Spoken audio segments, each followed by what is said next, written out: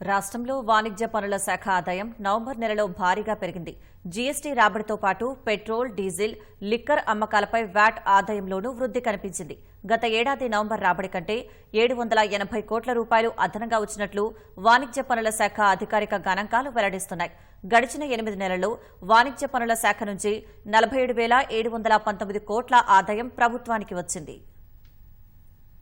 రాష్ట్రంలో వాణిజ్య పన్నుల శాఖ రాబడులు క్రమంగా పెరుగుతున్నాయి. ఈ ఆర్థిక సంవత్సరం మొదలైనప్పటి నుంచి నెలల వారీగా వచ్చిన రాబడుల్లో అక్టోబర్లో ఆదాయం భారీగా పడిపోయింది. 2023 అక్టోబర్ నెలలో వచ్చిన రాబడితో పోలిస్తే ఏకంగా 1607 కోట్లు తగ్గింది. ఈ పరిస్థితిని చక్కదిద్దేందుకు శాఖపరంగా తనిఖీలు ముమ్మరం చేయడం, రిటర్నులు వేసేట్లు వ్యాపారులపై ఒత్తిడి పెంచడం, బోగస్ సంస్థల ద్వారా తీసుకుంటున్న రీఫండ్లకు అడ్డుకట్ట వేయడం, పాత బకాయిల వసూళ్లకు చర్యలు తీసుకోవడం వంటి చర్యలతో ఆదాయం పెరిగినట్లు అధికారులు తెలిపారు. తిరోగమనం నుంచి పురోగమనం వైపు వాణిజ్య పన్నుల శాఖ వెళుతున్నట్లు అధికారులు అభిప్రాయపడుతున్నారు. పాలనాపరమైన లోపాలను సరిదిద్దడం వల్లనే నవంబర్ నెలలో ఆదాయం పెరిగినట్లు అధికారులు భావిస్తున్నారు.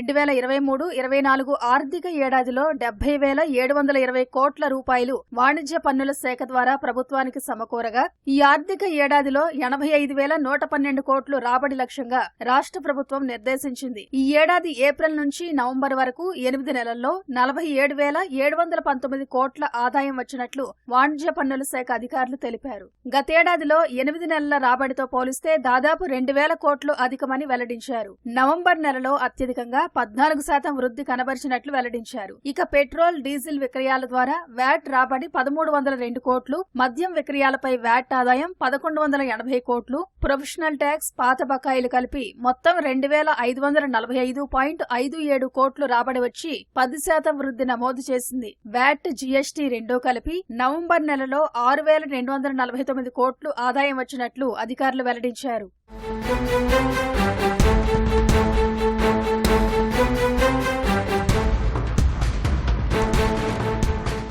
ఇదే ట్రెండ్ కొనసాగినట్లయితే ఈ ఆర్థిక ఏడాదిలో 72,000 కోట్ల ఆదాయం వచ్చే అవకాశం ఉందని అధికారులు అంచనా వేస్తున్నారు. చివరి 3 నెలల్లో అత్యధికంగా పన్నులు రాబడులు వస్తాయని అధికారులు చెబుతున్నప్పటికీ 80,000 కోట్ల ఆదాయం వస్తుందని వాణిజ్య పన్నుల శాఖ లెక్కలు కడుతోంది.